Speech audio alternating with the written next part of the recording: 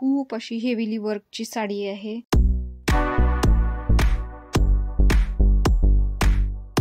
केसमध्ये देखील आहेत तर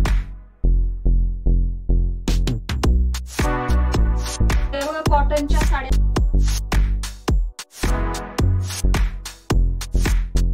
बॉक्स जो आहे तो भरलेला।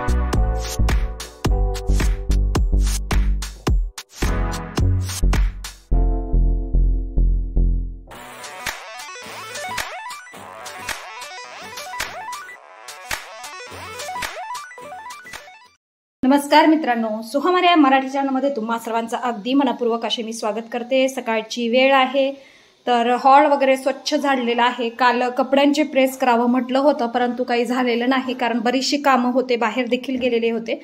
तर एवढे कपडे जे आहेत ते मला प्रेस करायचे आहेत। हे जे आहेत ते बाहेर घालायचे आहेत आणि हे बघा, हे जे आहेत ना ते रोजचे आहेत, तर मी मध्ये ठेवून घेणार आहे। हॉल वगैरे झाडलेला आहे। आता सकाळी सकाळी फरशी वगैरे जी आहे ती पुसून घ्यायची आहे। आणि आज बघा मला माझं कपाट आवरायचं आहे। मुलांची एक्झाम आहे तर चाललेले आहेत स्कूलला। आज रविवार आहे तरी देखील स्कूलला चाललेले आहेत। MTS ची एक्झाम आहे त्यांची।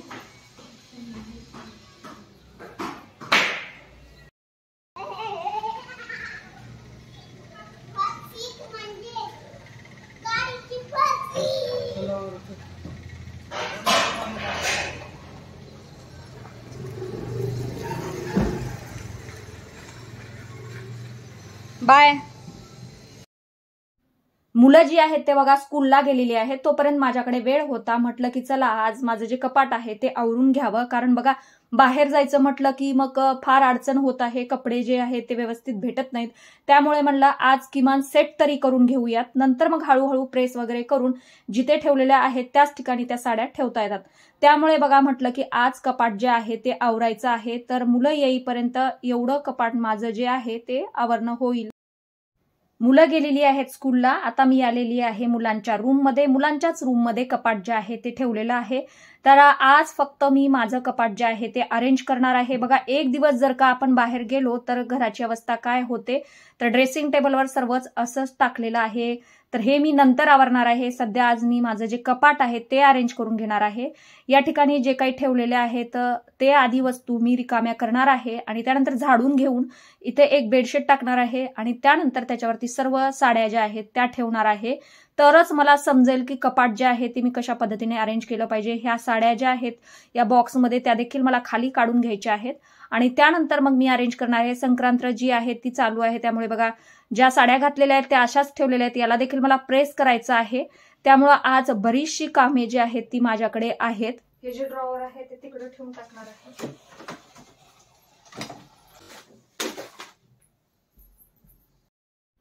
ज्यावेळेस बघा आपण एखादी रूम सेट करत असतो ना, तर सर्वात प्रथम त्या रूम मध्ये जेवढं काही सामान आहे ते रिकामं करा।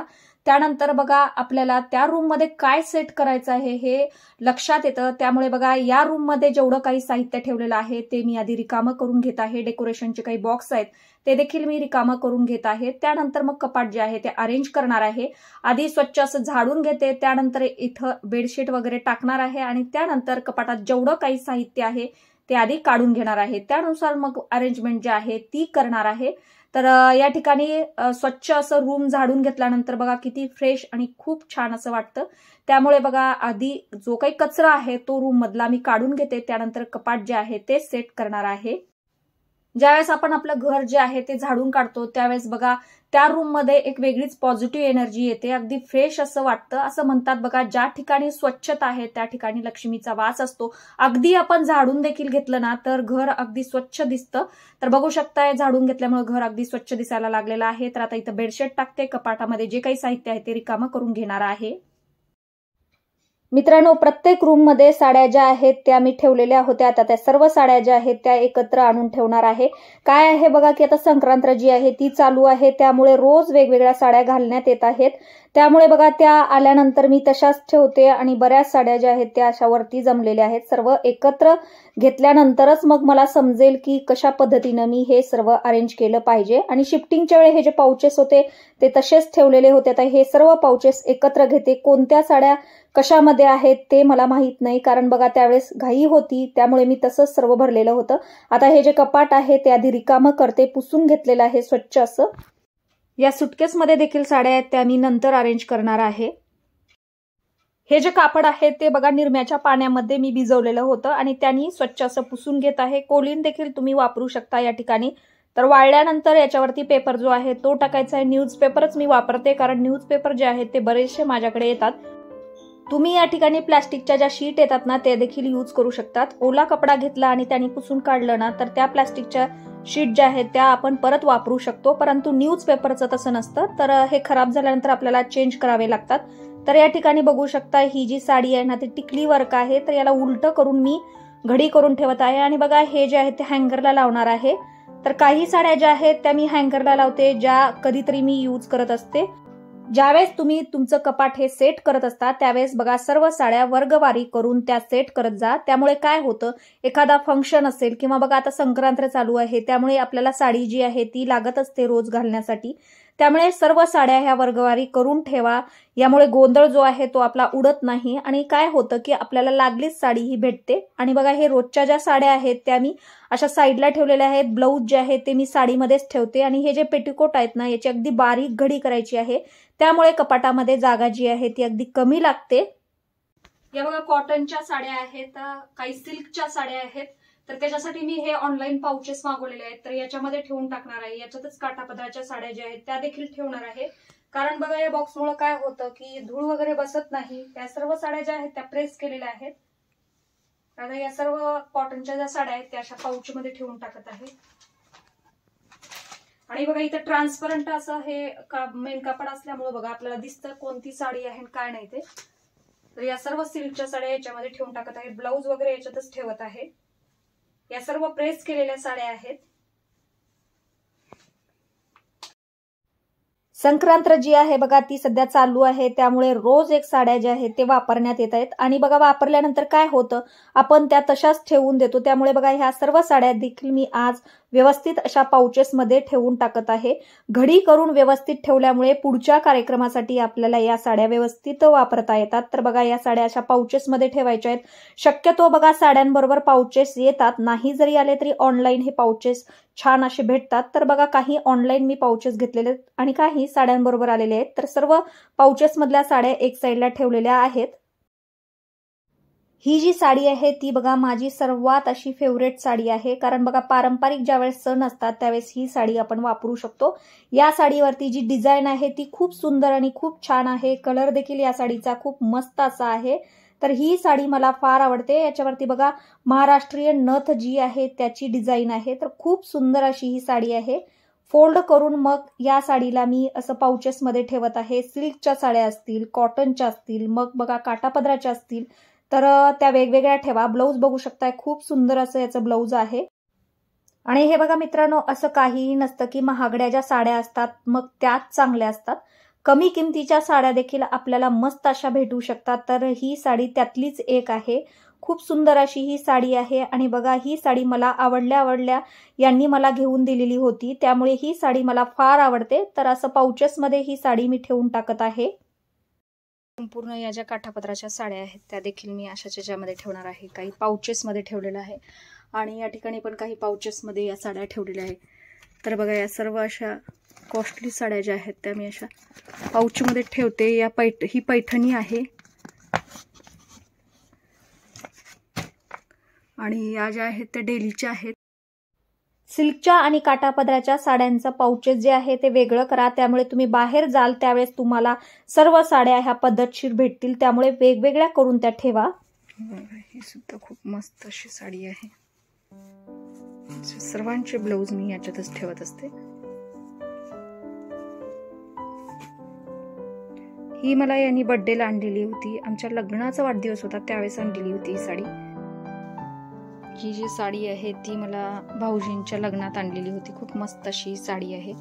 हे सर्व आणखीन पाउचेस जे आहेत ते कमी पडलेले आहेत, खूप मस्त आहेत अशी याला गोंडा आहे, खूप छान अशी ही साडी आहे।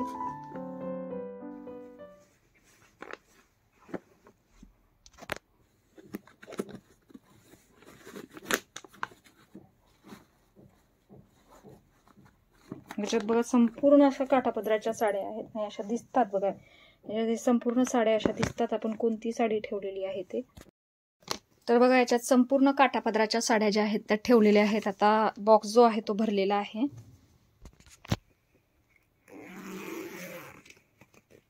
जो आहे तो रेडी झालेला आहे। बहुतेक याच्यामध्ये आणखीन एक साडी बसते, तर याच्यात आणखीन एक साडी बसवणार आहे। याच्यामध्ये बघा ही एक साडी जी आहे ती बसवलेली आहे, थोडंसं असं प्रेस करून बसवल्यानंतर बसतात बघा साड्या। ठेवते साईडला आणि आता याच्यात भरते या सर्व ज्या आहेत त्या कॉटनच्या साड्या आहेत। आणि बघू शकता तिथे आणखीन 3 बॉक्स आहेत, बापरे आता एवढं कधी होईल काय माहित। ही जी साडी आहे ती बघा कॉटन सिल्क साडी आहे, याचं ब्लाउज पीस जे आहे ते देखील मी शिवायला टाकलेलं होतं। तर बघा ब्लाउज पीस जे आहे ते त्यांनी हरवलेलं होतं, त्यामुळे ताईंकडे ब्लाउज पीस जे आहे ते मला भेटलेले नाही। आता याला देखील मला एक वेगळं असं कॉन्ट्रास्ट ब्लाउज पीस जे आहे ते घ्यायचं आहे। तर ही साडी देखील बघा खूप छान असा याचा कलर आहे, तर स्काय ब्ल्यू याचा कलर आहे। आधीचे जे 2 पाउचेस भरलेले आहेत त्याच्यामध्ये काठापदराच्या आणि ज्या कॉटन सिल्क साड्या आहेत त्या ठेवलेल्या आहेत, काही साड्या आणखीन याच पाउचेसमध्ये मी ठेवत आहे।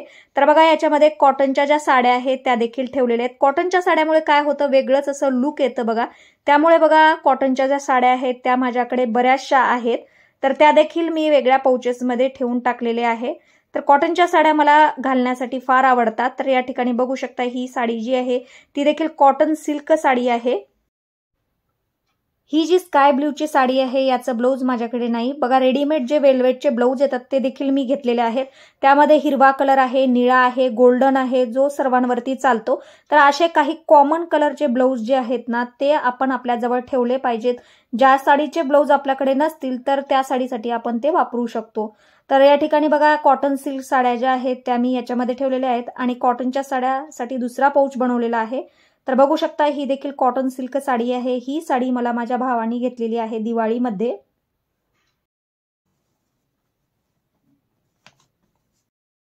ज्यावेळेस मी तिरुपतीला जात होते बघा त्यावेळेस ही गोल्डन कलरची साडी जी आहे ती घेतलेली आहे। त्या ठिकाणी ही साडी भरपूर अशी चालते बघा, त्यामुळे तिथे घालण्यासाठी ही मी साडी घेतलेली होती। खूप मस्त असा याचा कलर आहे, गोल्डन क्रीम कलर असा या साडीचा आहे। याचा देखील ब्लाउज जे आहे ते मी शिवलेला आहे। खूप मस्त असा कलर आहे आणि अगदी कडक अशी ही साडी आहे, खूपच छान अशी ही साडी दिसते। तर बघा प्रत्येक साडीचं एक वेगळं आणि विशेष असं महत्व आहे आणि बघा आठवण देखील प्रत्येक साडीची वेगवेगळी आहे।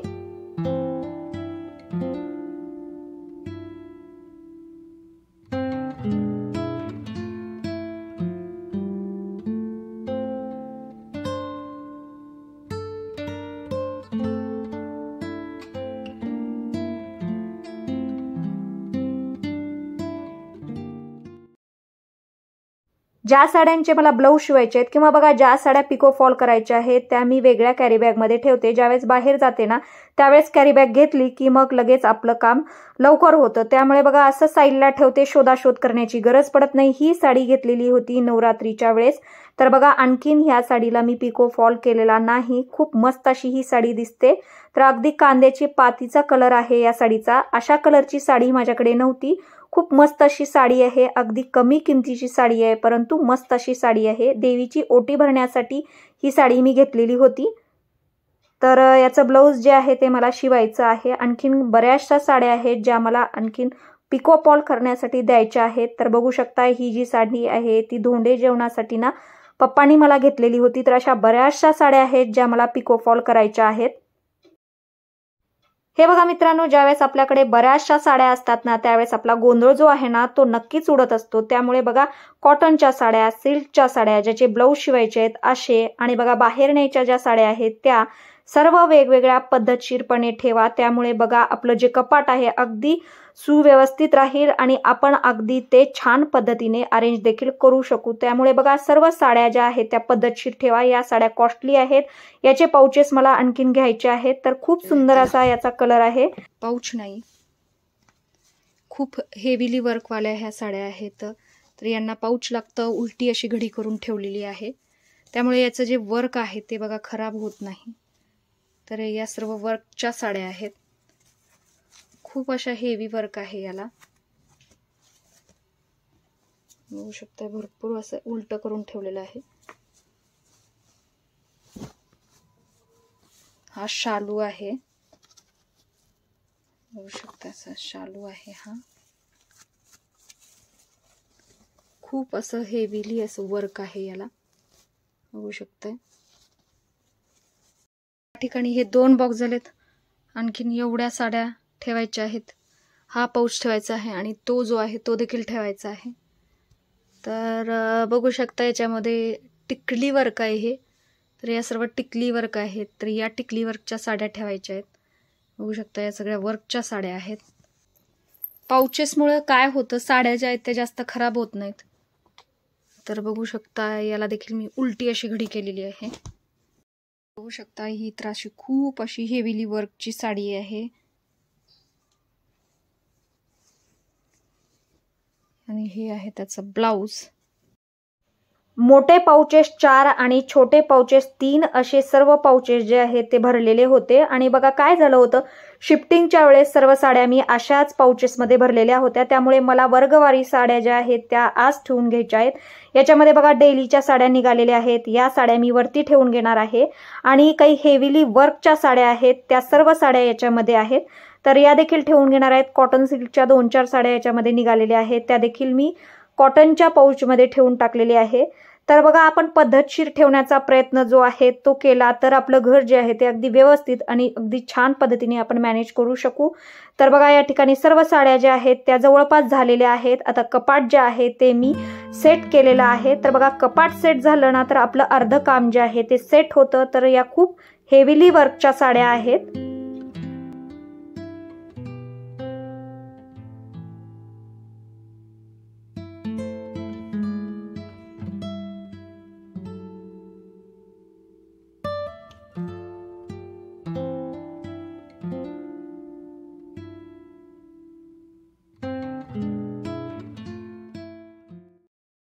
हा पाऊच रिकामा केल्यानंतर मला समजलं की या पाउचेसमध्ये बरंचसं सामान होतं.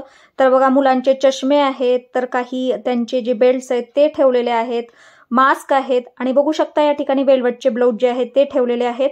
तर काही एक्स्ट्राचे ब्लाऊज आहेत जे मी असे शिवलेले होते. तर हे जे आहे ते ब्लाऊज पीसचा तुकडा आहे, याच्याने मी स्वामी समर्थ महाराजांना मस्त असं वस्त्र जे आहे ते करणार आहे. खूप छान असं हे ब्लाऊज पीस आहे, अगदी रेशमी पैठणी आहे बघा. त्यामुळे याचं छान असं वस्त्र जे आहे ते महाराजांना शिवणार आहे. तर ते देखील या साईडला ठेवलेलं आहे. रोजच्या साड्यांसाठी अगदी साधे असे ब्लाऊज पीस मी शिवलेले होते. आणि बघा काही अशा साड्या आहेत ज्यांचे ब्लाऊज मला आता येत नाहीत, तर त्यासाठी देखील मी ब्लाऊज पीस असे हेवीली घेऊन त्याचे ब्लाऊज जे आहेत ते शिवलेले होते. तर खूप मस्त असे हे सर्व ब्लाऊज आहेत. काही वेलवेटचे देखील ब्लाऊज आहेत. तर ग्रीन, ब्ल्यू, गोल्डन हे कॉमन कलर माझ्याकडे ब्लाऊज पीसचे आहेत. तर हा पाऊच जो आहे तो अगदी ब्लाऊज पीसने भरलेला आहे. याच्यामध्ये काही जे ब्लाऊज पीस मला शिवायचे आहेत ते देखील मी ठेवलेले आहेत. पाहुणे आल्यानंतर बघा आपल्याला नवीन साड्या, टोप्या, ब्लाऊज पीस हे सर्व लागतं, ते देखील मी ठेवलेलं आहे. ते उरलेले आहेत. आणि ही जी पर्स आहे ती या पाऊच मध्ये ठेवणार आहे, कारण याच्यात कोणतीच साडी येत नाही. बघू शकता अशा पद्धतीनं हे जे कपाट आहे ते मी संपूर्ण आवरलेलं आहे. याच्यामध्ये ज्या सिल्कच्या साड्या आहेत, ज्या कॉटनच्या आहेत त्या ठेवलेल्या आहेत समोर, अगदी मस्त अशा दिसतात. तर याच्यामध्ये देखील सिल्कच्या साड्या आहेत, याच्यामध्ये काठापदराच्या साड्या आहेत आणि याच्यामध्ये ब्लाऊज पीस वगैरे आहेत. याच्यात देखील साड्या आहेत. आणि या काही साड्या आहेत ज्या मी प्रेस करून अशा पाउचेस मध्ये ठेवलेल्या आहेत.